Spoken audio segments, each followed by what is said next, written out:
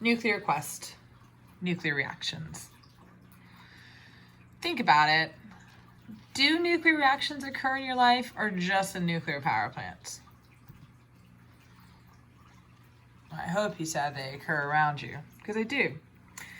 Changes in the nucleus are called nuclear reactions. Nuclear reactions are very different from chemical reactions. Nuclear will involve a change in the nucleus, thus changing the elements, whereas when we are writing chemical reactions, whatever elements we start with, we have to end with.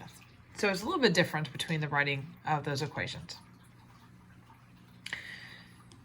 Changing an element requires a lot of energy. So this is not an easy change, and that's the reason it's taken some scientists a little bit of time before they're able to successfully make a new element.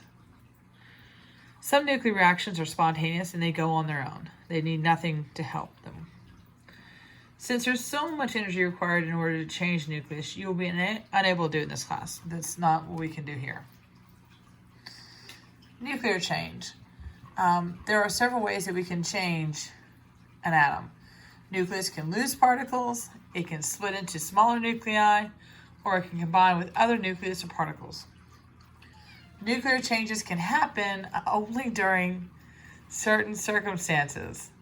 They happen spontaneous and radioactive elements, and they happen in nuclear reactors. They also happen in the core of stars like our sun. Radioactive isotopes are unstable. By ejecting a particle, the nucleus of a radioactive atom becomes stable.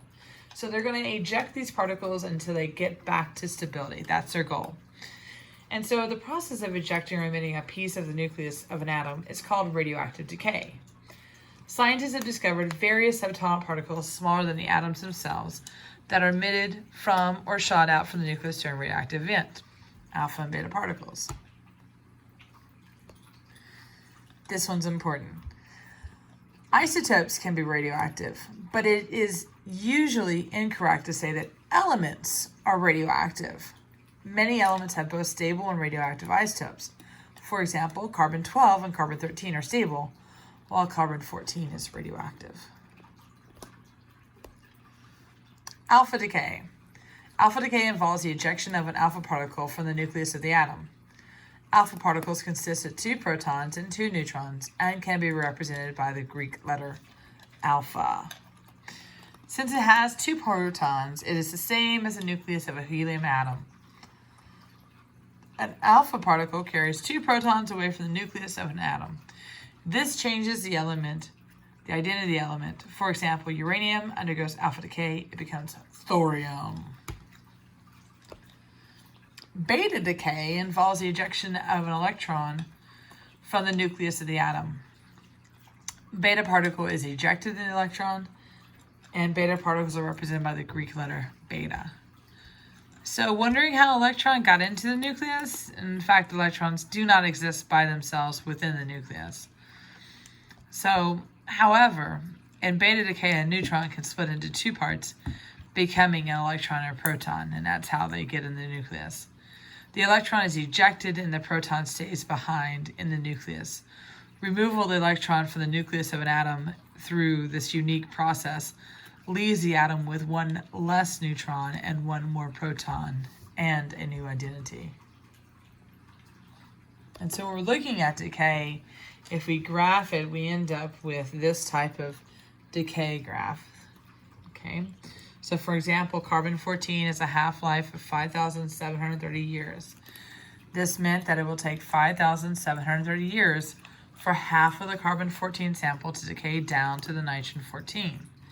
This cycle repeats until there's nothing left, which really means unmeasurable by our technology. That's what that means. Marie Curie was the first woman to receive the Nobel Prize for her groundbreaking work on radioactive substances. She actually won 2 Nobel Prizes, one in physics, 1903, and one in chemistry, 1911. Like other pioneers, she was unaware of the dangers of radioactive samples and sometimes carried them around in her pocket, which probably cut short her life. And a career connection. X-rays are similar to gamma rays, except that they are not generated by radioactive samples. However, quick exposures, doctors and dentists can image your bones. However, long-term exposure can lead to illness and even death. So when patients are having X-rays taken, they wear a lead shield to protect their organs, and health professionals leave the room. Radiation. Radiation is particles and rays that are emitted during nuclear reactions. Alpha and beta are both forms of radiation. Gamma rays are often emitted during radioactive events. These are a kind of radiation similar to light, microwaves, and X-rays, except they're much higher in energy, and so they can be very dangerous. So no, you're not turning into the Hulk when you get around gamma rays. Okay? Gamma rays are represented by the Greek letter gamma. When gamma rays are emitted, the identity of the element does not change. And so the image here is just pointing out that if you have alpha radiation, you can stop it with a piece of paper. Beta radiation is going to go through that piece of paper, but it can be stopped with a certain thickness of aluminum. And then gamma just goes through all that. So gamma is actually stopped with thick pieces of concrete and lead, which is what the sarcophagus of Chernobyl in the Ukraine is made of, and why it's made like that. Noteworthy, there is radiation all around you. In fact, the bricks in this building emit radiation. There is natural radiation, and they are low level. If you fly an airplane, you're going to get radiation. The Earth and Sun both emit radiation as well. And we as humans, we've learned how to harvest the potential of very different types of radiation for scientific purposes. However, radiation for nuclear reactions can be harmful to your health. So,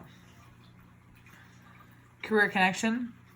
Carbon-14 is a rare radioactive isotope of carbon that builds up to a steady level in living creatures as long as they're alive. We've talked about it multiple times. When they die, the carbon-14 begins to decay at a predictable rate. Scientists have learned how to determine the age of carbon fossils or artifact by measuring the amount of carbon-14 left in a sample. This is called carbon dating.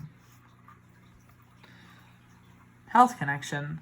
Although radiation can be dangerous, it can be used to help people. For example, some cancer patients receive radiation treatment to kill cancerous cells so that it kills them but doesn't damage the rest of the body. Radiation can also be used to kill bacteria and viruses on food, particularly meat and vegetables. This helps to reduce the risk of food poisoning. Fission and fusion. Fission is referring to the splitting of the nucleus, which results in smaller nuclei. And that's what the atomic bomb was. Fission reactions are accompanied by radiation. Nuclear power plants harvest this power. Fusion is the joining of a nucleus, making a larger nucleus. That's what our sun does.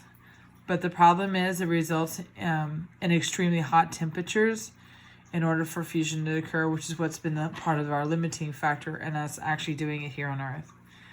Natural conditions on Earth do not support this, but the core of the sun does, and all other stars. It's how we believe our elements were made at the beginning of time.